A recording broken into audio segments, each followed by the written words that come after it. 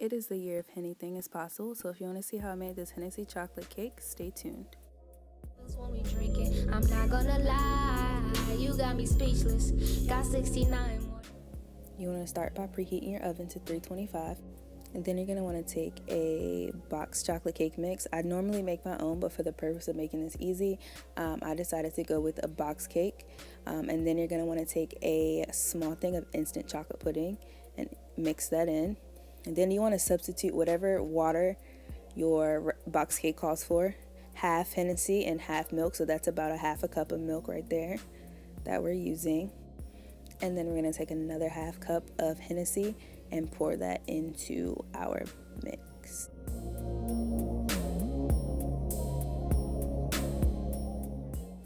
Next, the box cake calls for 3 eggs, but I use 4 because I find that 4 eggs makes the cake a lot more moist.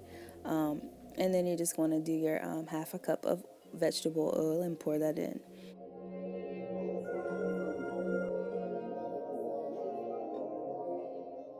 Now the fun part begins. You're going to just mix that up on medium speed for about 2 minutes.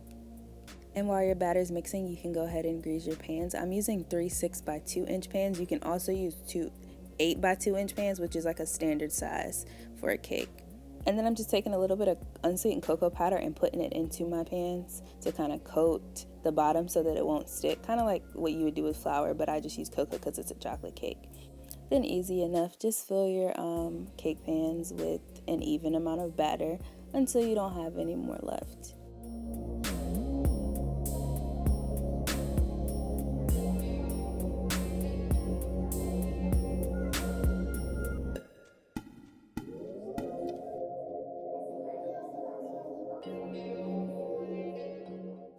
Then you're going to pop your cakes into the oven for about 25 to 30 minutes. You'll know they're done when you're able to stick a knife or a toothpick in and it comes out clean. Now this part is optional, but I do it because it helps make the cake a lot more moist. So I went ahead and started on a simple syrup. So that's a half a cup of water and a half a cup of granulated sugar and 3 tablespoons of Hennessy over a medium-high heat. You're going to want to stir that mixture and let it boil for about 5 minutes or so. And then just let that sit until you're ready to use it.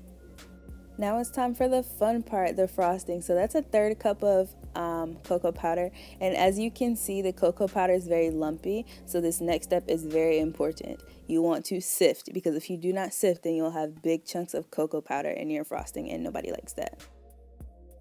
Now for my buttercream recipe, I use a half a cup of vegetable shortening and 1 stick of unsalted butter. And then you just want to whip your butter and your shortening together. Once it's well incorporated, then you're going to want to slowly start adding your powdered sugar. So you need 4 cups of powdered sugar. I would suggest sifting it, but I'm a little lazy, so I did not do it this time.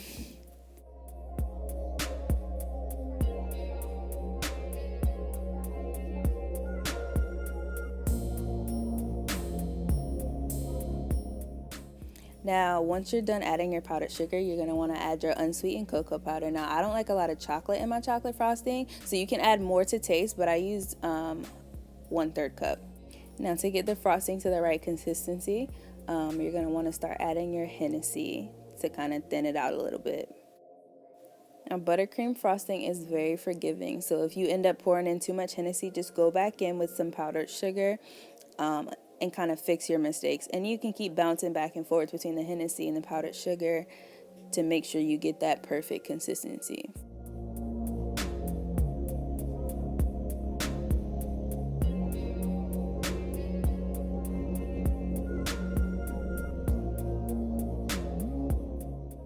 Now, if you are a Hennessy lover, feel free to only use Hennessy when you're thinning out your frosting. I actually went in with a little bit of milk because my frosting was a little strong, to just kind of thin it out a little bit. It is also very important that you take your frosting and scrape down the sides of your bowl to make sure you're getting all the sugar and all the powder and everything well incorporated into your frosting. And then this is the consistency that you're looking for.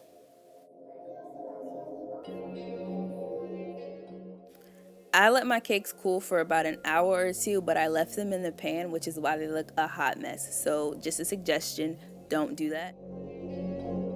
Here I'm just leveling my cakes so that they're all even. So when you cut into it, it's the same amount of cake on each layer.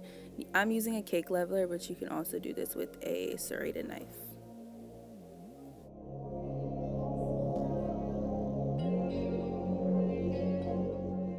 Ooh, the best part, I'm gonna start filling and stacking my layers. So there's my simple syrup that I use. I'm just using a pastry brush and brushing the top of the cake and then just filling it with some frosting. And I'm gonna do that for all 3 layers.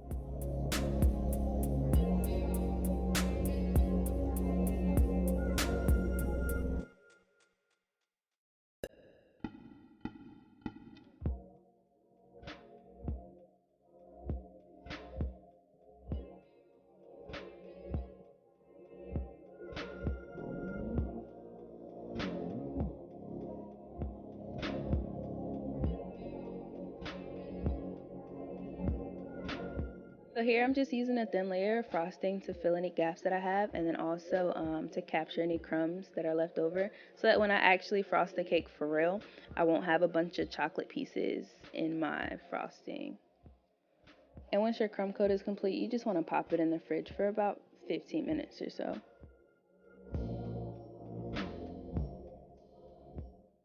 And once that's cold, now I'm just frosting it for real.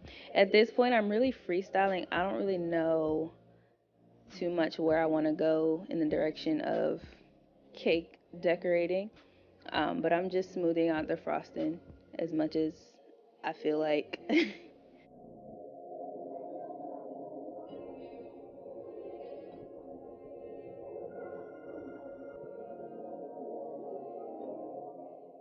Now, I could have put a lot more effort into smoothing my cake, but I didn't feel like it. So there, I'm just taking a Viva brand paper towel with no like texture or pattern on it and just running my hands over my cake so that it smooths out my buttercream.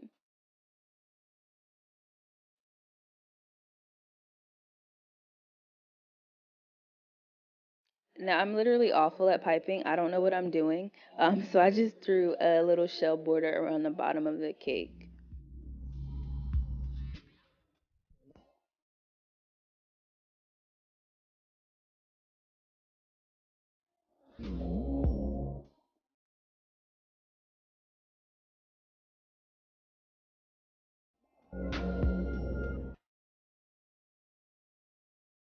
And once that was complete, I just took my chocolate ganache, which is 2 part candy wafers to 1 part heavy cream, melted in the microwave, and pushed it towards the edge of my cake in order for me to get a drip effect.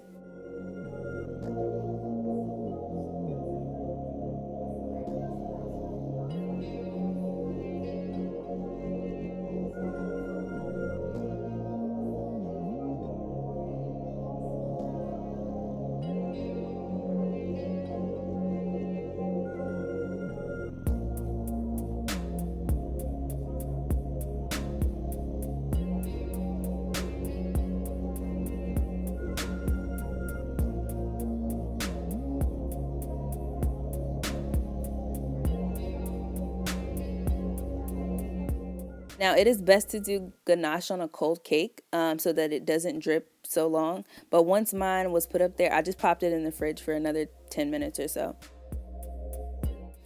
Now, here I'm just freestyling. I used the Ateca French Star Tip in 864 and made a couple globs on top of the cake.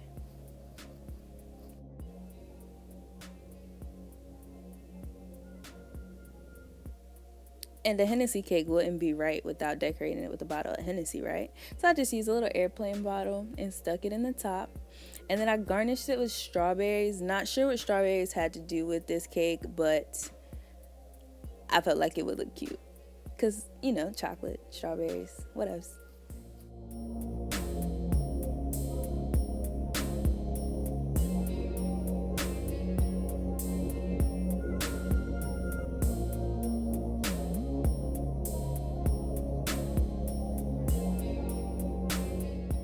And there you have it. So if you want to get lit and eat dessert at the same time, you got you a Hennessy cake, boo. Yes, come through.